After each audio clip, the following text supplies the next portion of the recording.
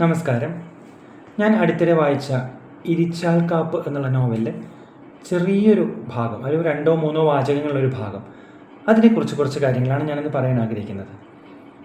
ഇതിൽ പറയുന്നതാണ്, അതിലെ കഥാനായകനായ റൂമി എന്ന് പറയുന്ന ആൾ പത്രപ്രവർത്തനം നിർത്തിയിട്ട് വിരമിക്കുകയാണ്. അപ്പോൾ അദ്ദേഹത്തിൻ്റെ വിടവാങ്ങൽ ചടങ്ങിലുള്ള പ്രസംഗവും സംസാരിക്കുകയാണ് പറയുന്നത്. അതിൽ അദ്ദേഹം ഉപയോഗിക്കുന്ന ഒരു സ്റ്റേറ്റ്മെൻ്റ് ഉണ്ട്: ഇപ്പോഴത്തെ ആളുകൾ കുറേ കൂടി ഇമോഷണലി സത്യസന്ധരാണ്, അവരുടെ വികാരങ്ങൾ പ്രകടിപ്പിക്കുന്നതിൽ അവർ കുറേ കൂടി സത്യസന്ധരാണ് എന്നുള്ളൊരു വാക്കാണ്, ഒരു സെൻറ്റൻസാണ്. അപ്പോൾ അതിനെക്കുറിച്ച് കുറച്ച് കാര്യങ്ങൾ നമുക്ക് ചിന്തിക്കാം. എഗെയിൻ, ഞാൻ പലപ്പോഴും പറയാറുള്ള പോലെ ഇവിടെ വിധി കൽപ്പിക്കാനോ ഒന്ന് മാത്രമാണ് ശരിയെന്ന് പറയാനോ നിയമങ്ങൾ ലേ ഡൗൺ ചെയ്യാനോ ഒന്നുമല്ല ഉദ്ദേശിക്കുന്നത്. ആ കാര്യത്തെക്കുറിച്ചുള്ള കുറച്ച് അഭിപ്രായങ്ങൾ പങ്കുവയ്ക്കുക. നിങ്ങൾക്ക് യോജിക്കാം, വിയോജിക്കാം, തീർച്ചയായും നിങ്ങളുടേതായ അഭിപ്രായങ്ങൾ ഫോം ചെയ്യാം. ഇതൊരിക്കലും ഒരു തീർപ്പല്ല എന്നുള്ളത് എടുത്തു പറയട്ടെ.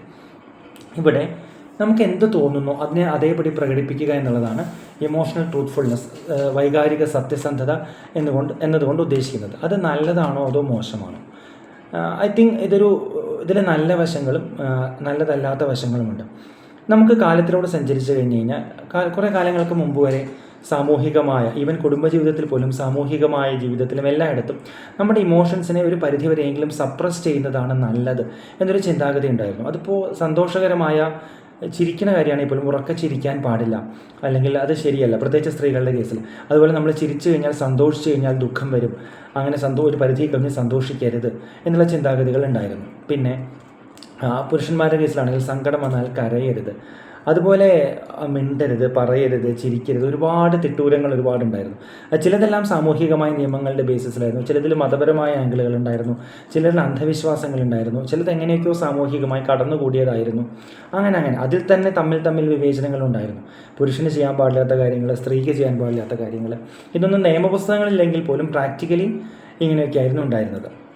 അപ്പോൾ ആ ഒരു കാലഘട്ടത്തിൽ കൂടുതലായിട്ടും നമ്മുടെ ഇമോഷൻസ് നമ്മുടെ ഉള്ളിൽ അടക്കി വയ്ക്കുക എന്നൊരു രീതിയാണ് കൂടുതലായിട്ട് ഫോളോ ചെയ്തിട്ടുള്ളത്. അത് വല്ലാതെ കൂടുതലായാലും ഒട്ടും ഒരു നല്ല കാര്യമല്ല എന്നാണ് എനിക്ക് തോന്നുന്നത്. കാര്യം നമ്മൾ പ്രഷർ കുക്കർ പോലെയാണ്, നമ്മൾ അകത്തുള്ള ആ ഒരു പ്രഷർ തുറന്നു കൊടുക്കാനാണ് വാൽവ് ഉള്ളത്. ആ വാൽവ് തുറന്നു കൊടുക്കാതിരുന്നാൽ അത് നമ്മുടെ ഉള്ളിൽ കെട്ടിക്കിടക്കുകയും അത് either it will implode or explode എന്ന് വെച്ചാൽ പുറത്തേക്ക് പൊട്ടിത്തെറിക്കുന്ന ഒരു അവസ്ഥയാണ്. പ്രത്യേകിച്ച് ദേഷ്യം, സങ്കടം പോലത്തെ ഒരു നെഗറ്റീവ് ടോണിലുള്ള വികാരങ്ങൾ. അപ്പോൾ പലപ്പോഴും നമ്മൾ അടക്കി വയ്ക്കാൻ, ഒരു പരിധിയിൽ കുറഞ്ഞ് അടക്കി വയ്ക്കാൻ ശ്രമിച്ചു കഴിഞ്ഞാൽ അപ്പോൾ നമ്മുടെ മനസ്സിൽ വളരെ വൈകാരിക സമ്മർദ്ദം ഉണ്ടാക്കി ഉള്ളിലേക്ക് ഈ ക്രഷ് ചെയ്തെന്ന് പറഞ്ഞാൽ ഇംപ്ലോഷൻ എന്ന് പറയും. നമുക്ക് തന്നെ പ്രശ്നമുണ്ടാക്കുക, നെഗറ്റീവ് ഹോർമോൺസ് ഉൽപ്പാദിപ്പിക്കുക വഴി നമ്മളെ തന്നെ നെഗറ്റീവായിട്ട് ബാധിക്കുക വഴി. ഇനി അല്ലെങ്കിൽ അതിൻ്റെ കൂടെ തന്നെ കെട്ടിവെച്ചതെല്ലാം ഒരു പ്രത്യേക സാഹചര്യം വരുമ്പോൾ, ഒരളവ് കഴിയുമ്പോൾ പുറത്തേക്ക് പൊട്ടിത്തെറിക്കാനും ഒരു വൈകാരികമായ ഒരു എക്സ്പ്ലോഷൻ ഉണ്ടാകാനും സാധ്യതയുണ്ട്. So implosion and explosion plus continuous baggage, നമ്മൾ എക്സ്പ്രസ് ചെയ്യാത്ത വികാരങ്ങളുടെ ഒരു വലിയ ബാഗേജുമായിട്ടാണ് മനുഷ്യൻ പലപ്പോഴും നടക്കുന്നത്.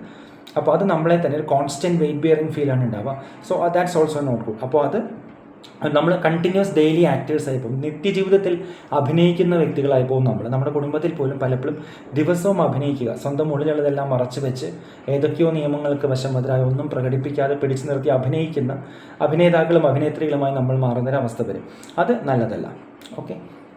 എന്നാൽ അതേസമയം തന്നെ ഏത് ഇമോഷൻ എപ്പോൾ തോന്നിയാലും അത് ഒന്നും നോക്കാതെ എക്സ്പ്രസ് ചെയ്യുന്ന ഒരു 100% ഇമോഷണൽ ട്രൂത്ത്ഫുൾനെസ് എന്ന് വേണമെങ്കിൽ വിളിക്കാവുന്ന ആ ഒരു അവസ്ഥയുടെയും ഒരു വക്താവല്ല ഞാൻ. അതായത് മനുഷ്യനെന്ന് വെച്ച് കഴിഞ്ഞാൽ ഒരു സിവിലൈസ്ഡ് ആനിമലാണ്. മനുഷ്യനൊരു ആനിമലാണെങ്കിൽ ഒരു സിവിലൈസ്ഡ് ആനിമലാണ്, വിശേഷ ബുദ്ധിയുള്ള ഒരു ജീവിയാണ് മനുഷ്യൻ.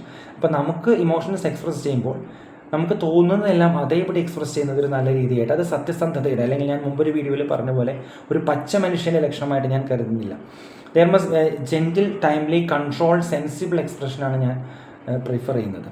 ഇപ്പോൾ പല കാര്യങ്ങളും നമ്മൾ ഇമോഷൻ എക്സ്പ്രസ് ചെയ്യുമ്പോൾ കോണ്ടെക്സ്റ്റ് ശ്രദ്ധിക്കണം, ഏതാണ് സാഹചര്യം എന്നുള്ളത് ശ്രദ്ധിക്കണം, ഇൻസെൻസിറ്റീവ് ആവാതിരിക്കാൻ ശ്രദ്ധിക്കുക, കഴിവതും ഹേർട്ടിങ് ആവാതിരിക്കാൻ ശ്രദ്ധിക്കുക, വാല്യൂസ് മെയിൻറ്റെയിൻ ചെയ്യാൻ കഴിയുന്നത്ര ആവശ്യമുള്ളിടത്തെങ്കിലും ശ്രമിക്കുക. ഈ വാല്യൂസ്, നിയമങ്ങൾ, സാമൂഹിക നിയമങ്ങൾ എന്നുള്ളതെല്ലാം കംപ്ലീറ്റ്ലി മോശമാണെന്നുള്ള ഒരു വോക്കിസ്റ്റ് അഭിപ്രായം എനിക്കില്ല. അതേസമയം അവയെല്ലാം എല്ലായ്പ്പോഴും അനുസരിക്കപ്പെടേണ്ടതാണെന്നുള്ള ഒരു യാഥാസ്ഥിതിക അഭിപ്രായത്തോട് യോജിക്കുന്നില്ല.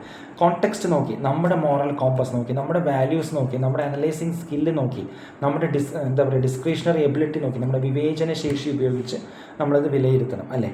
പിന്നെ വേർത്ത്, അത് എക്സ്പ്രസ് ചെയ്യുന്നതിൽ ഒരു വേർത്ത് ഉണ്ടോ, കോണ്ടെക്സ്റ്റും പേഴ്സണും അനുസരിച്ച് is it worth expressing our emotion, specific emotion എന്നുള്ളതും ചിന്തിക്കണം. ഫിൽറ്റേഴ്സ് എപ്പോഴും ഉണ്ടാകുന്നത് നല്ലതായിരിക്കും. ഈ ഫിൽറ്റേഴ്സ് എന്നൊക്കെ പറയുമ്പോൾ നമ്മൾ ഒരുപാട് നിയമങ്ങൾ കൊണ്ടുവരുന്ന പോലെ തോന്നും, പക്ഷേ ഇത് മനസ്സിലാക്കാൻ വേണ്ടിയാണ് ഈ ഫിൽറ്റേഴ്സിൻ്റെ കാര്യം പറയുന്നത്. ശരിക്കും ഇതെല്ലാം സെക്കൻഡുകൾ കൊണ്ട്, അല്ലെങ്കിൽ മൈക്രോ സെക്കൻഡുകൾ കൊണ്ട് നമുക്ക് തന്നെ പരിചയം കൊണ്ടും ശീലം കൊണ്ടും ഈ ഫിൽറ്ററുകളിലൂടെ എല്ലാം കടത്തിവിടാവുന്നതാണ്. ആദ്യമായിട്ട് is our response is it a reaction or response? നമ്മളൊരു വൈകാരികമായൊരു പ്രകടനം അപ്പോഴത്തെ ഇതിൽ തോന്നുന്നൊരു റിയാക്ഷൻ ആണോ അതോ ഒരു റെസ്പോൺസ് ആണോ, മെച്യൂർ റെസ്പോൺസ് ആണോ? റെസ്പോൺസ് ആണെങ്കിൽ കുറച്ചുകൂടി അത് എക്സ്പ്രസ് ചെയ്യാൻ നമ്മൾ ശ്രമിക്കണം. കാര്യം കുറച്ചുകൂടി ഒരു വാല്യൂ കൂടുതലുണ്ട്. നേരെ മറിച്ച് ഒരു റിയാക്ഷൻ ആണെങ്കിൽ എപ്പോഴും നമ്മളത് എക്സ്പ്രസ് ചെയ്യാൻ പോയി കഴിഞ്ഞാൽ പലപ്പോഴും പല രീതിയിലുള്ള ബുദ്ധിമുട്ടുകളും ഉണ്ടാകും. പിന്നെ obviously common sense, number 1 thing, common sense. It's not that common. അപ്പോൾ വൈകാരിക എക്സ്പ്രഷൻ സമയത്ത് കോമൺ സെൻസ് റീറ്റെയിൻ ചെയ്യാൻ ശ്രമിക്കുന്നത് നന്നായിരിക്കും. പിന്നെ ഇമോഷണൽ സെൻസിറ്റിവിറ്റി. ഒരു കാര്യം എക്സ്പ്രസ് ചെയ്യുന്നതുകൊണ്ട് ഒരു ഗുണവുമില്ല, ബാക്കിയുള്ളത് ഹേർട്ട് ചെയ്യുക മാത്രമാണ് അതിൻ്റെ കാര്യമെങ്കിൽ it's better to refrain from that, അല്ലേ? പിന്നെ ജസ്റ്റിസ്, നീതി. നൈതികമായിട്ടൊരു കാര്യം എക്സ്പ്രസ് ചെയ്യുന്നത് ശരിയാണോ എന്ന് നോക്കാം. നമുക്കൊരാളെ കാണുമ്പോൾ ഒരു കാര്യം പറയാൻ തോന്നി, പക്ഷേ അത് നൈതികമായിട്ട് ശരിയല്ലെങ്കിൽ പിന്നെ അത് പറയാതിരിക്കുക എന്നതാണ് വിശേഷ ബുദ്ധിയുള്ള സാമൂഹിക ജീവിയായ മനുഷ്യൻ ചെയ്യേണ്ടത്, അല്ലേ? പിന്നെ സിറ്റുവേഷൻ, മാനേഴ്സ്, പൊളിറ്റിക്കൽ കറക്റ്റ്നെസ്, വേർത്ത് തുടങ്ങിയ കാര്യങ്ങൾ നോക്കണം. പൊളിറ്റിക്കൽ കറക്റ്റ്നെസ്സിനെ കുറിച്ച് കൂടുതൽ അവെയർ ആയിക്കൊണ്ടിരിക്കുന്ന ഒരു കാലഘട്ടമാണിത്. പക്ഷേ നമുക്കെന്താ പറയുക, നമ്മുടെ ചിന്താ, വാക്കുകൾ, പ്രവൃത്തി 3 തലങ്ങളുണ്ട്. അതിൽ പ്രവൃത്തിയാണ് നമുക്ക് നിയന്ത്രിക്കാൻ ഏറ്റവും എളുപ്പം. പ്രവൃത്തിയിൽ നിയന്ത്രണം വരണം, പിന്നെ വാക്കുകളിൽ, അവസാനം ചിന്തകളിലും. ശരിക്കും ചിന്തകൾ, വാക്കുകൾ, പ്രവൃത്തി ആ രീതിയിൽ വന്നാൽ നല്ലതാണ്. പക്ഷേ പ്രാക്ടിക്കലി പലപ്പോഴും നമ്മൾ റിവേഴ്സ് ആയിട്ടാണ് നമ്മൾ പലപ്പോഴും ചെയ്യാറ്. സോ ഏതൊരു രീതിയിലാണെങ്കിലും നമ്മൾ ഈ പൊളിറ്റിക്കൽ കറക്റ്റ്നെസ്സും മാനേഴ്സും എല്ലാം മെയിൻറ്റെയിൻ ചെയ്യാൻ ഒരു പരിധി വരെയെങ്കിലും ശ്രമിക്കേണ്ടതാണ്. 100% എല്ലാ തിട്ടൂരങ്ങളും അനുസരിക്കണമെന്നല്ല പറയുന്നത് എന്ന് വീണ്ടും വീണ്ടും എടുത്തു പറയുന്നു. പിന്നെ ഒരു കാര്യം പറയാനുള്ളത്, നമുക്കെല്ലാം ചില സ്പേസസും ചില വ്യക്തികളും വേണം. അവിടെ നമുക്ക് ഈ പറഞ്ഞ റെസ്ട്രിക്ഷൻസോ കാര്യമായിട്ടോ ഒന്നുമില്ലാതെ നമുക്ക് സത്യസന്ധമായിട്ട് നമ്മുടെ വികാരങ്ങൾ എക്സ്പ്രസ് ചെയ്യുകയും നമുക്ക് നമ്മളായിരിക്കാൻ കഴിയുകയും ചെയ്യുന്ന ഇടങ്ങൾ, വ്യക്തികൾ, അവ ഉള്ളവർ ഭാഗ്യവാന്മാരാണ്. കഴിവതും നമുക്ക് അങ്ങനത്തെ വ്യക്തികളെ നമ്മുടെ ചുറ്റും നമ്മുടെ ഫ്രണ്ട്സ് ആണെങ്കിലും റിലേറ്റീവ്സ് ആണെങ്കിലും നമ്മുടെ ഫാമിലി ആണെങ്കിലും കൾട്ടിവേറ്റ് ചെയ്യാൻ ശ്രമിക്കുക. അതോടൊപ്പം തന്നെ വളരെ പ്രധാനം, നമ്മൾ മറ്റുള്ളവർക്ക് അത്തരം വ്യക്തികളായിരിക്കാൻ ശ്രമിക്കുക. അങ്ങനെ ഒരു ഇടമുണ്ടെങ്കിൽ, അങ്ങനെ ഒരു സ്പേസ് ഉണ്ടെങ്കിൽ പുറത്തൊരു പബ്ലിക് സ്പേസിൽ ചിലപ്പോൾ നമുക്ക് അത്രയ്ക്കൊരു ഇമോഷണൽ ഒരു വൾനറബിലിറ്റി അത്രയ്ക്ക് വരണമെന്നില്ല. നേരെ മറിച്ച് അത്തരത്തിലൊരു സ്പേസ് ഇല്ലാത്തവർക്ക്, എല്ലായിടത്തും അഭിനയിക്കേണ്ടി വരുന്നവർക്ക്, പുറത്തും വീട്ടിലും എല്ലാം ഈ സോ കോൾഡ് ഇമോഷണൽ ആക്ടിങ് ചെയ്യേണ്ടി വരുന്നവർക്ക് sooner or later they will either implode or explode എന്നുള്ളതാണ്. അപ്പോൾ ഇറ്റ്സ് അബൌട്ട് ബാലൻസ്. കംപ്ലീറ്റ് ആയിട്ട് ഇമോഷൻസ് റെസ്ട്രിക്ട് ചെയ്ത് വെച്ച് അഭിനയിക്കുന്ന രീതിയോട് യോജിപ്പില്ല. അതേസമയം ഒന്നും നോക്കാതെ, യാതൊരു കാര്യവും നോക്കാതെ എനിക്ക് തോന്നി, ഞാൻ പറഞ്ഞു അല്ലെങ്കിൽ ഞാൻ ചെയ്തു എന്നുള്ള ഒരു animal like thing, instinctive thing, അതിനോട് യോജിപ്പില്ല.